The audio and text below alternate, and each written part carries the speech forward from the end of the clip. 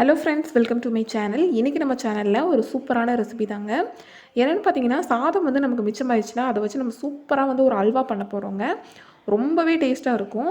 So வந்து உங்களுக்கு சாதம் மிச்சமாயிடுச்சுன்னா என்ன பண்ணுறதுங்கிற கவலையில் நீங்கள் வந்து இந்த மாதிரி சூப்பரான ஒரு ஸ்வீட் வந்து பண்ணி கொடுத்துடலாம். ரொம்ப வந்து இன்ஸ்டண்ட்டாக பண்ணக்கூடிய ஒரு ரெசிபி தாங்க இது. ஸோ இந்த ஈஸியான ரெசிபி எப்படி பண்ணுறதுன்னு பார்க்கலாம். வாங்க இப்போ நம்ம இந்த வீடியோக்குள்ளே போகலாம். ஃபஸ்ட்டு ஒரு மிக்ஸி ஜார் எடுத்துக்கோங்க. அந்த மிக்ஸி ஜாரில் பார்த்தீங்கன்னா, நான் இந்த மாதிரி ஒரு சின்ன பவுலில் பார்த்தீங்கன்னா 2 பவுல் அளவுக்கு சாதம் வந்து சேர்த்துக்கிறேன். நீங்கள் வந்து எந்த பவுலில் வேணாலும் அளந்துக்கோங்க. அதில் 1 பவுல் அளவுக்கு தண்ணி சேர்த்து இதை பார்த்தீங்கன்னா நான் வந்து அரைச்சி எடுத்துக்கிறேன். இந்த மாதிரி நல்லா பேஸ்ட்டாக வந்து அரைச்சி எடுத்து இதை சைடில் வச்சிடலாம். அதே பவுலில் 1/2 பவுல் அளவுக்கு பார்த்தீங்கன்னா நான் இன்றைக்கி சோள மாவு எடுத்துருக்கேங்க. 2 பவுல் சாதத்துக்கு 1/2 பவுல் அளவுக்கு சோள மாவு சரியாக இருக்கும். இப்போ இதில் 1 டம்ளர் அளவுக்கு தண்ணி சேர்த்து நல்லா கரைச்சி எடுத்துக்கலாங்க. தண்ணிக்கெல்லாம் அளவு இல்லைங்க. மாவை வந்து நல்லா கரைச்சி எடுக்கிறதுக்கு தேவையான தண்ணி வந்து நீங்கள் சேர்த்துக்கோங்க. ஸோ இந்த மாதிரி கட்டி இல்லாமல் நல்லா இந்த மாதிரி கரைச்சி எடுத்து சைடில் வச்சுருங்க. இப்போ இது சைடில் இருக்கட்டும். அடுத்து நம்ம ஒரு கடாய் எடுத்துக்கலாம். அந்த கடாயில் சர்க்கரை வந்து சேர்த்துக்கலாங்க. 2 பவுல் சாதத்துக்கு 1/2 பவுல் அளவுக்கு பார்த்திங்கன்னா சர்க்கரை கரெக்டாக இருக்கும். அப்புறம் ஒரு 1/2 பவுல் அளவுக்கு தண்ணி சேர்த்துக்கோங்க. தண்ணி சேர்த்து இந்த சர்க்கரையை நல்லா கரைய வச்சுக்கோங்க. இந்த சர்க்கரை பார்த்திங்கன்னா நல்லா கரைஞ்சி இந்த மாதிரி கொதித்து வரட்டும். இந்த மாதிரி நல்லா கொதிக்கிற சமயத்தில் நம்ம வந்து நம்மளோட அரைச்சி எடுத்து வச்சு அந்த சாதத்தை பார்த்திங்கன்னா நம்ம இதில் சேர்த்துக்கலாம். ஸோ வந்து நான் மிக்ஸி ஜார்லேருந்து சாதத்தை பார்த்திங்கன்னா டைரெக்டாக வலித்து இந்த மாதிரி சேர்த்துக்கிறேன். இந்த மாதிரி கடாயில் சேர்த்த பின்னாடி இதை பார்த்திங்கன்னா நம்ம நல்லா கலந்து விட ஆரம்பிச்சிடலாம். கடாயில் எடுத்து சேர்க்குறதுக்கு லேட் ஆச்சு அப்படின்னா அடுப்பை வந்து ஆஃப் பண்ணிவிட்டு அதுக்கப்புறமா கூட நீங்கள் மிக்ஸ் பண்ணும்போது பற்ற வச்சுக்கோங்க. உங்களுக்கு ஈஸியாக இருக்கும். ஸோ இப்போ வந்து இந்த சாதத்தை நல்லா கரைச்சி விட்டுக்கலாங்க. இந்த மாதிரி நல்லா கரைச்சி எடுத்துக்கோங்க. இந்த மாதிரி சர்க்கரை தண்ணி கூட இந்த சாதம் வந்து நல்லா கரைஞ்சி இந்த மாதிரி நல்லா சாதம் வந்து திக்காயிரும். நம்ம கரைச்சி எடுத்து வச்சுருக்க சோள மாவை ஒரு தடவை நல்லா மிக்ஸ் பண்ணி விட்டுட்டு இந்த கடாயில் வந்து சேர்த்துக்கோங்க. சேர்த்துட்டு ஒரு தடவை நல்லா மிக்ஸ் பண்ணி விட்ட பின்னாடி இதில் வந்து நம்ம ஃபுட் கலர் சேர்த்துக்கலாங்க. உங்களுக்கு எந்த கலர் விருப்பமோ அந்த கலர் சேர்த்துக்கோங்க. நான் இன்றைக்கி பார்த்தீங்கன்னா எல்லோ கலர் வந்து சேர்த்துருக்கேன். நீங்கள் ஆரஞ்சு கலர் ஆகட்டும், இல்லை வேறு ஏதாவது கலர் உங்களுக்கு விருப்பம், சிகப்பு அந்த மாதிரி கலர் விருப்பம்னா நீங்கள் அதை கூட சேர்த்துக்கலாங்க. இந்த மாதிரி ஃபுட் கலரும் சேர்த்த பின்னாடி நல்லா மிக்ஸ் பண்ணி விட ஆரம்பிச்சுக்கலாங்க. பொறுமையாக வந்து மிக்ஸ் பண்ணி விட்டுட்டே இருங்க. இந்த அல்வாவோட டெக்ஸ்சர் வர வரைக்கும் மிக்ஸ் பண்ணணும். நல்லா கலந்து விட்டுட்டே இருந்தீங்கன்னா அல்வாவோட டெக்ஸ்சர் வந்து நல்லா பார்த்திங்கன்னா திக்காகி வரும்.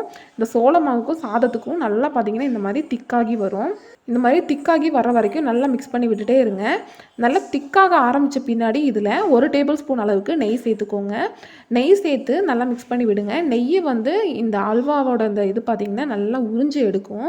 நெய் உறிஞ்சி எடுத்த பின்னாடி அடுத்து 1 டேபிள் ஸ்பூன் அளவுக்கு நெய் சேர்த்துக்கோங்க. நெய் சேர்த்த பின்னாடி மறுபடியும் நல்லா மிக்ஸ் பண்ணி விட்டுட்டே இருங்க. பார்த்திங்கன்னா இந்த டைமும் பார்த்திங்கன்னா நெய் வந்து நல்லா உறிஞ்சி உள்ளே எடுத்துக்கும்.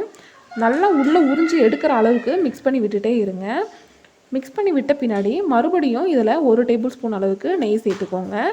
நெய் சேர்த்து நல்லா கலந்து விடுங்க. இந்த 3வது டேபிள் ஸ்பூன் நெய் சேர்க்கும் போது பார்த்தீங்கன்னா நெய் நல்லா உறிஞ்சி சைடில் பார்த்தீங்கன்னா நெய் வந்து பிரிஞ்சு வர ஆரம்பிச்சிரும். 3 டேபிள் ஸ்பூன் நெய் சேர்க்கும் போது 3வது டேபிள் ஸ்பூன் நெய் சேர்த்திங்கன்னா சைடில் எல்லாம் பார்த்தீங்கன்னா நெய் வந்து பிரிஞ்சு நிற்கிறது நல்லாவே தெரியும். ஸோ அந்த மாதிரி நல்லா பிரிஞ்சு வர ஆரம்பித்த பின்னாடி நம்ம இதில் ஒரு 10 போல் பார்த்திங்கன்னா முந்திரி பருப்பு இந்த மாதிரி குட்டி குட்டியாக கட் பண்ணி வச்சுருக்கேன். இதை சேர்த்துக்கலாம். அப்படி இல்லை அப்படின்னா நீங்கள் வந்து முந்திரி பருப்பை கட் பண்ணாமல் கூட முழுசாக கூட சேர்த்துக்கலாம். ஸோ இந்த மாதிரி நல்லா சேர்த்த பின்னாடி இப்படி கடாயில் ஒட்டாமல் இந்த மாதிரி பார்த்திங்கன்னா நல்லா வந்து உருண்டு எடுத்து வரும். இந்த மாதிரி நல்லா உருண்டு வர வரைக்கும் நல்லா மிக்ஸ் பண்ணி விட்டுக்கோங்க. மிக்ஸ் பண்ணி விட்டுட்டு அடுப்பை பார்த்திங்கன்னா ஆஃப் பண்ணிடுங்க. முன்னாடியே பார்த்திங்கன்னா நீங்கள் எந்த கிண்ணத்தில் சேர்ப்பீங்களோ அந்த கிண்ணத்தில் நெய் வச்சு நல்லா க்ரீஸ் பண்ணி வச்சுருங்க. நல்லா நெய்யை தடவி வச்சுருங்க கிண்ணத்தில். கடைசியில் பார்த்திங்கன்னா நம்ம அல்வா வந்து ரெடி ஆனதும் அல்வா பார்த்திங்கன்னா டைரெக்டாக பார்த்திங்கன்னா அந்த கிண்ணத்தில் வந்து சேர்த்துக்கோங்க. சேர்த்து இந்த மாதிரி நல்லா இந்த மாதிரி மட்டமாக பண்ணி விட்டுருங்க.